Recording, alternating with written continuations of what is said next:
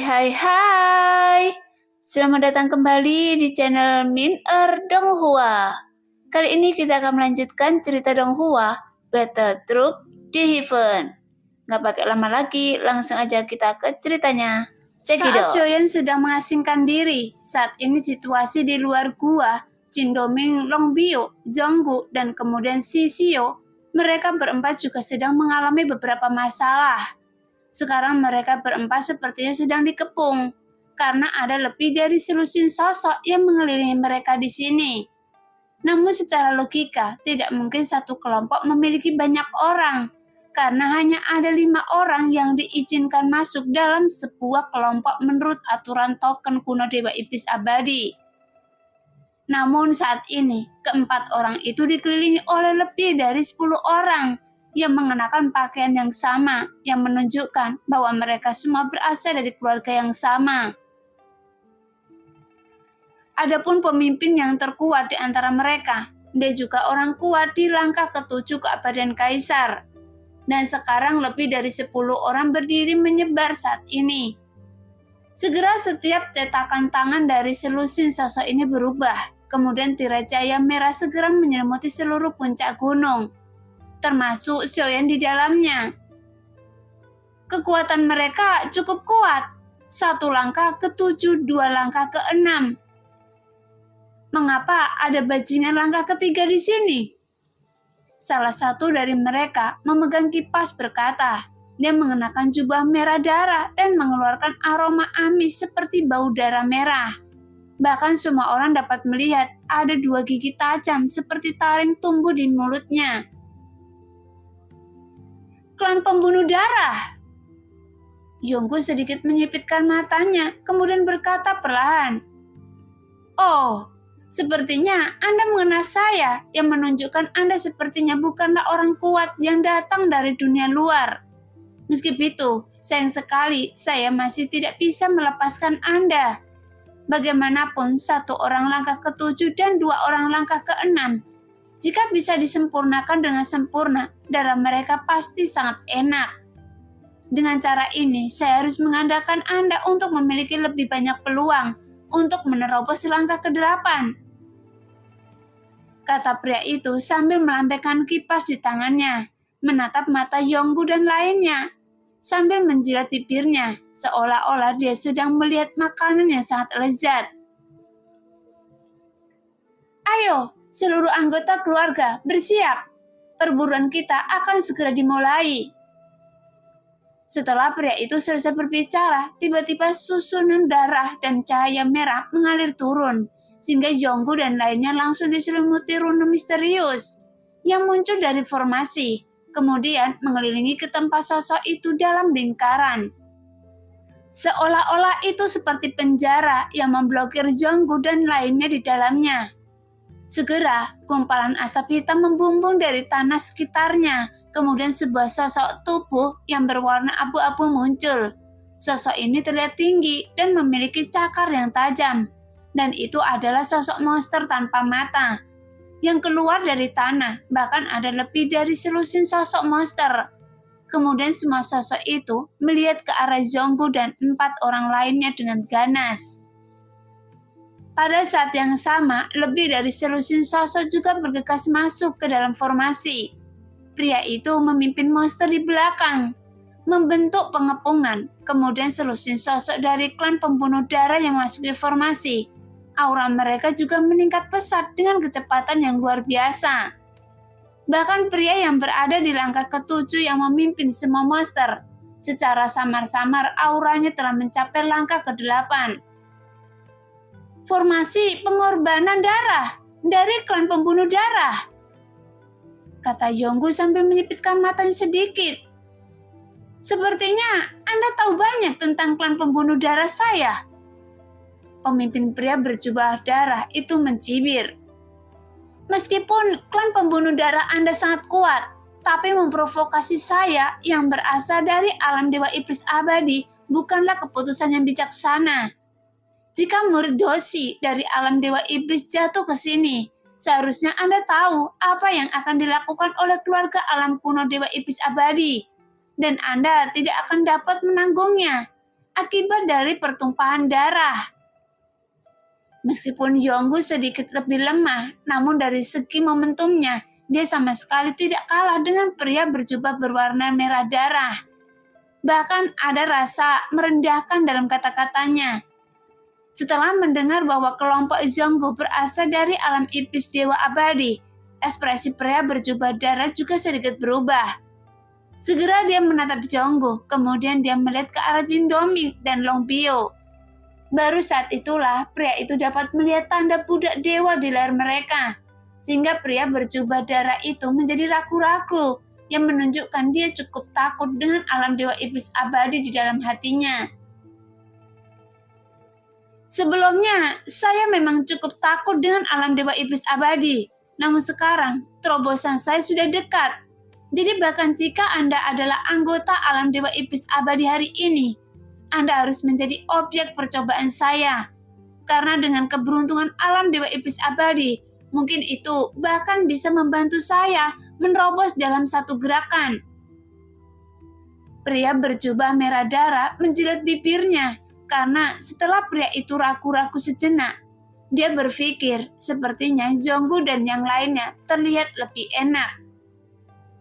Tapi yang membuat saya penasaran bagaimana alam dewa iblis abadi mengizinkan orang seperti Anda yang berada di langkah ketiga keabadian kaisar untuk memasuki dunia ini. Bagaimanapun tempat ini bukanlah sesuatu yang bisa Anda datangi dengan kekuatan langkah ketiga. Jadi saya rasa sekarang Anda sudah tahu hasilnya ketika mereka mengirim Anda ke sini. Ayo cepat, lakukan. Keterlambatan akan membawa perubahan. Mata pria berjubah darah itu menunjukkan tatapan dingin dan tegas. Setelah mempertimbangkannya dalam pikirannya, dia juga sudah membuat keputusan. Setelah suara itu keluar, lebih dari selusin sosok secara tiba-tiba melakukan serangan luar biasa dan langsung menyapu ke arah mereka berempat. Pada saat ini, Zhonggu bersandar sedikit di dekat Jin Doming dan Long Bio. Kemudian mereka berdua menginjaknya dengan telapak kakinya di depannya dan menjadi orang yang pertama yang bergegas keluar. Namun meski begitu, sangat mustahil bagi mereka berdua untuk menghentikan selusin orang ini. Dan monster-monster itu juga bergegas untuk membunuh yang lemah terlebih dahulu, karena itu adalah pilihan terbaik. Saat ini, si Xiao tampak pucat karena dia belum sempat pulih sepenuhnya selama perjalanannya ini. Jadi sekarang kekuatan bertarungnya tentu saja tidak cukup. Segera pria berjubah darah itu mengangkat tangannya, lebih dari selusin monster yang datang. Secara tiba-tiba, para monster ini berubah menjadi asap hitam saat menyapu ke arah Zhonggu dan si Xiao.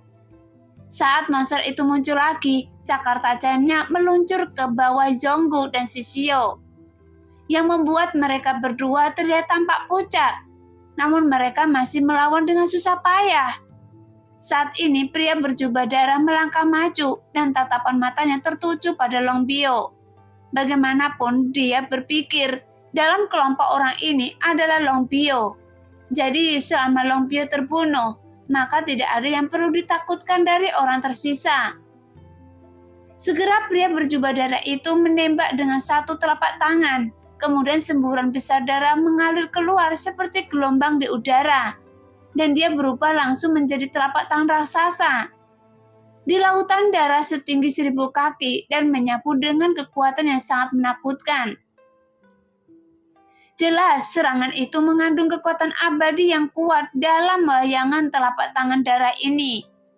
Melihat pemandangan itu, para sosok dari klan pembunuh darah yang mengepung Long Bio dan Jin Doming juga dengan cepat mundur.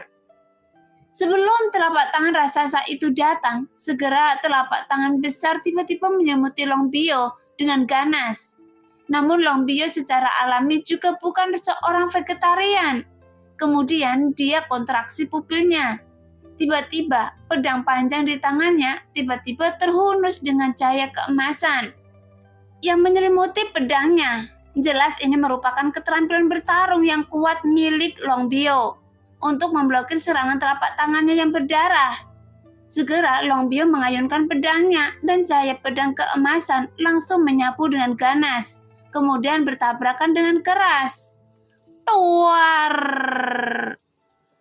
Namun di bawah ledakan dua kekuatan tersebut, pria berjubah darah yang melihat pemandangan itu, kelima jarinya tiba-tiba menegang. Kemudian telapak darah 1000 kaki meledak dengan kekuatan dahsyat, yang membuat tubuh Long Bio langsung melesat ke belakang. Hanya saja seteguk besar darah masih mengenai tubuhnya, yang membuat tubuh Long Bio berlumuran darah. Tapi darah ini terlihat sangat aneh, karena darah ini mengebor ke tubuh Long Bio dengan cepat seperti cacing, yang membuat tubuh Long Bio sedikit gemetar. Pada saat yang sama, seolah-olah darah ini menyerap darah Long Bio sendiri, sehingga dia merasa sangat aneh. Tanpa menunggu Long Bio menangani darah tersebut, pria berjubah darah itu menyerang lagi. Dia melambaikan kipas di tangannya ke arah Long Bio. Kemudian angin dari kipas itu tiba-tiba berubah menjadi garis darah yang tak terhitung jumlahnya dan melesat ke arah Long Bio dengan sangat cepat. Melihat itu, Long Bio juga melambaikan tangannya untuk mencoba memotong garis darah ini. Namun, meskipun garis darah ini terputus, mereka akan segera tersambung kembali. Jadi dalam sekejap, garis darah itu membungkus Long Bio ke dalam kepompong darah. Benar saja, orang langkah ketujuh ini masih terlalu lemah. Sepertinya saya masih sangat sulit untuk memiliki lawan di level yang sama. Pria berjubah darah itu menggelengkan kepalanya dengan menyesal. Butuh berapa waktu untuk memurnikan sepenuhnya? Jadi akan lebih baik untuk menyelesaikan orang langkah ketiga ini terlebih dahulu. Hanya saja pria berjubah darah itu sepertinya tahu jika dia membunuh seorang dosi, maka budak dewanya juga akan mati. Tapi menurutnya akan lebih baik menangkap rajanya terlebih dahulu daripada menangkap pencurinya. Jadi dia segera melihat ke arah Zhonggu.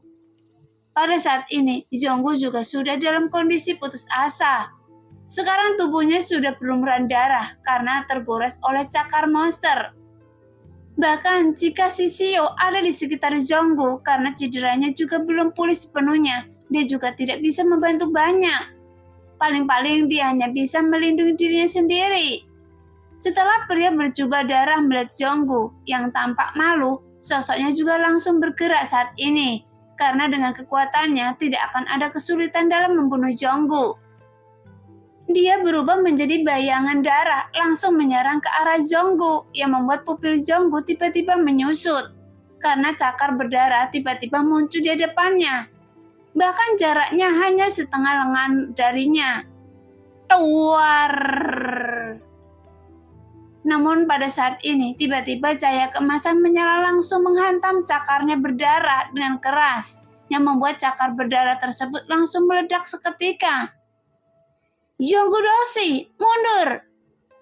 Sebuah suara tiba-tiba terdengar, namun Zhonggu bisa menghela nafas lega dan segera mundur ke belakang.